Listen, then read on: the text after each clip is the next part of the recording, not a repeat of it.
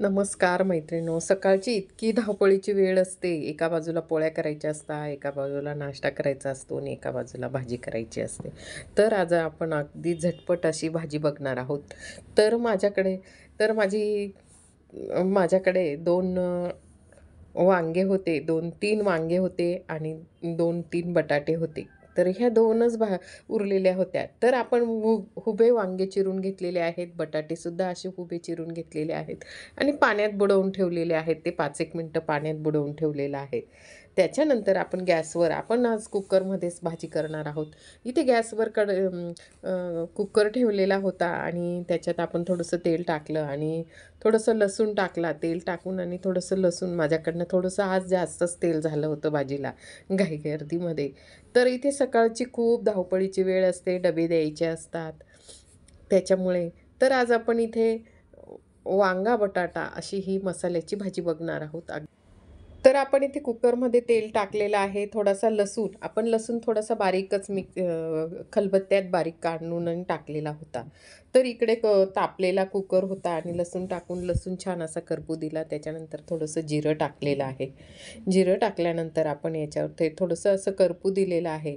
तर तो करपला गेला माझ्या जिरं आणि लसूण छान असं लाल तर हे होऊ दिलं आहे. आपण आता बटाटे आणि वांगे जे होते आपले चिरलेले, तर ते वांगे आणि बटाटे आपण तेलामध्ये 5-1 मिनिटं असे परतून घेणार आहोत. तर ते पाणी नितरून घेतलेलं आहे आणि वांगे बटाटे असे तेलामध्ये परतल्यानंतर छान ते पटकन पण शिजतात आणि चव पण छान लागते. त्याच्यामुळे आपण इथे 5-1 मिनिटं असे हे आता तेलात परतून घेणार आहोत.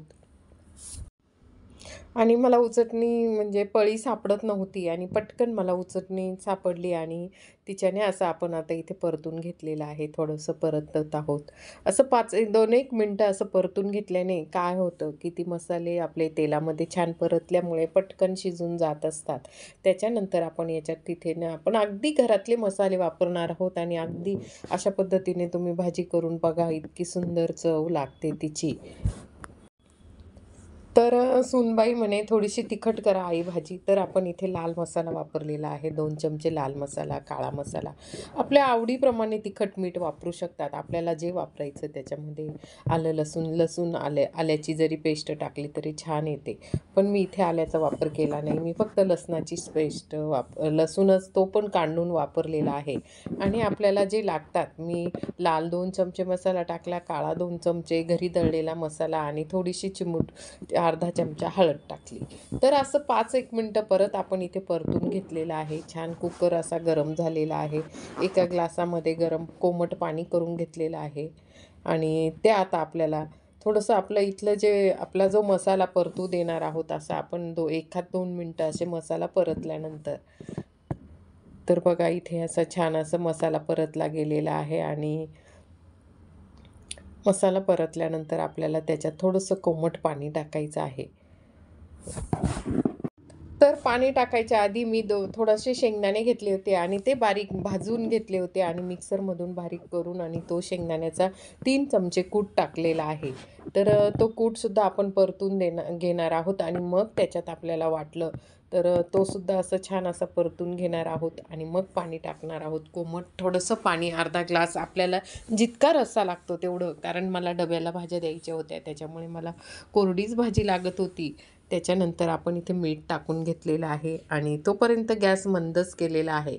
गॅसची फ्लेम जी आहे ती मंद आचेवरच आपण इथे हे सगळं करत आहोत कारण जळायला नको.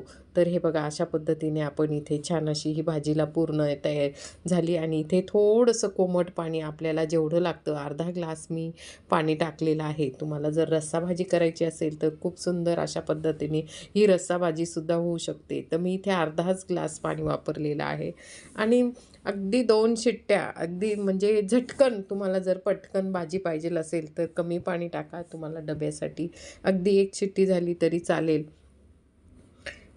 आणि वाफेवरच ही भाजी अशी पटकन शिजून जाते. तर आता इथे आपण भाजीला पूर्ण हे केलेलं आहे आणि छान अशी उकळी आली की आपण इथे कुकरचं झाकण लावून घेणार आहोत. हे बघा, या ठिकाणी आपण इथे कुकरचं झाकण लावून घेणार आहोत आणि 2 शिट्ट्या तयार करून घेणार आहोत आणि लगेच आपण उघडणार आहोत. हे बघा, आपण इथे कुकरचं झाकण उघडून झालेलं आहे. थोडीशी कोथिंबीर टाकलेली आहे. इकडे माझे एका बाजूला पोळ्या झालेल्या होत्या आणि एका बाजूला नाश्त्यासाठी पोहे झालेले होते. पोळ्या आणि पोहे आणि मुलांचे डबे भरायचे होते आणि दोघंजणं, सून आणि मुलगा दोघंजणं ते बाहेर जाणारे आहेत. तर हे बघा, अशी छान अशी टेस्टी भाजी झालेली आहे. तर कुकरमध्ये भाजीला खूप तेल वगैरे सुटतं आणि आता आपण याच्यावरून कोथिंबीर टाकून घेतलेली आहे. काही न करता अगदीच छान अशी थोडासा रस्सा झालेला आहे. तुम्हाला वाटला तर तुम्ही जास्त रस्सा करू शकतात आणि अशी छान अशी स्वादिष्ट अशी ही वांगे बटाटा अगदी झटपट अशी ही भाजी तयार झाली. तुम्हाला नक्कीच माझा व्हिडिओ आवडला असेल तर लाईक, सबस्क्राईब आणि तुमच्या मित्रमैत्रिणींना माझा व्हिडिओ शेअर करा. मी असे नवनवीन व्हिडिओ, रेसिपी, काही मंदिरांचे ब्लॉग आणत असते, काही माझ्या रील्स असतात. तर जरूर माझे व्हिडिओ बघत चला, लाईक करत चला आणि कमेंट करत चला. छान अशी ही झटपट होणारी ही वांगा रस्सा भाजी केलेली आहे. नक्कीच तुम्हाला माझा व्हिडिओ आवडला असेल तर लाईक, सबस्क्राईब. पूर्ण व्हिडिओ बघितल्याबद्दल धन्यवाद.